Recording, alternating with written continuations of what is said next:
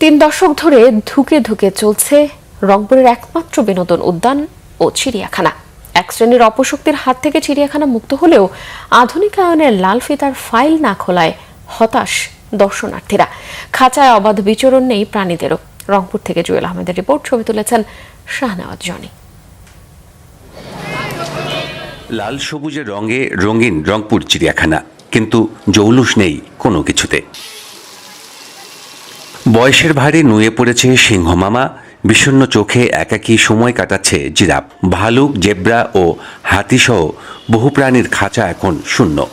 আমাদের রংপুর চিড়িয়াখানার এইখানেও যদি সব প্রাণীগুলো নিয়ে আসা হয়, তাহলে আমাদের রংপুর চিড়িয়াখানা যেমন দূর দূর থেকে পর্যটকরা এখানে দেখতে আসে। তো দেখলাম যে হাতি নাই, জিরাফ নাই। দর্শনার্থীদের আগ্রহ এখন সীমাবদ্ধ কয়েকটি হরিণ, কিছু বানর ও বাঘের দুটি শাবক দেখার মধ্যেই। সবুজ বৃক্ষ ও সুবিশাল এলাকা থাকলেও বিনোদনের অভাবে আগতদের মন ভরছে না।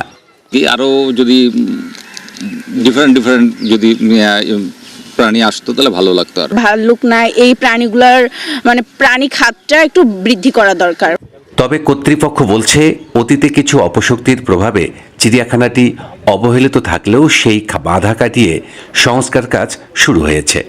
রংপুর চিড়িয়াখানায় একটি মাস্টার প্ল্যান এখানে একটি প্রণয়ন হয়েছে এবং সেটার কিছু কাজ এখানে অলরেডি হয়েছে। যে আমাদের এই লেকের যে আমাদের যে গার্ড, এটি আমরা করছি। আর চিকিৎসকদের দাবি, প্রাণীদের গবেষণা, প্রজনন ও নিরাপত্তা নিশ্চিত করে আধুনিক পরিবেশ গড়ে তোলা হলে এটি সম্ভাবনার চিড়িয়াখানা হতে পারে। সুন্দরবনে কিন্তু বাঘ এখন অনেক কমে গেছে, বাট আমাদের এখানে কিন্তু বাঘের প্রজনন করানো সম্ভব, সিংহের প্রজনন করা সম্ভব, বিভিন্ন প্রাণী কিন্তু আমরা এখানে প্রজনন করে আমরা এটা সারপ্লাস করতে। 1991 সালে নগরীর প্রাণকেন্দ্রে 23 একর জমিতে গড়ে ওঠা 31 প্রজাতির 250 প্রাণী আছে এই চিড়িয়াখানায়। উত্তরের মানুষের একমাত্র সস্তা বিনোদন কেন্দ্র রংপুর চিড়িয়াখানা। দীর্ঘদিনের সিন্ডিকেটের শেকল ভেঙেছে কর্তৃপক্ষ, কিন্তু অর্থাভাবে তা চলছে খুঁড়িয়ে খুঁড়িয়ে। নেই পর্যাপ্ত প্রাণীও, আর এতেই মন খারাপ দর্শনার্থীদের। জুয়েল আহমেদ, বাংলা ভিশন, রংপুর।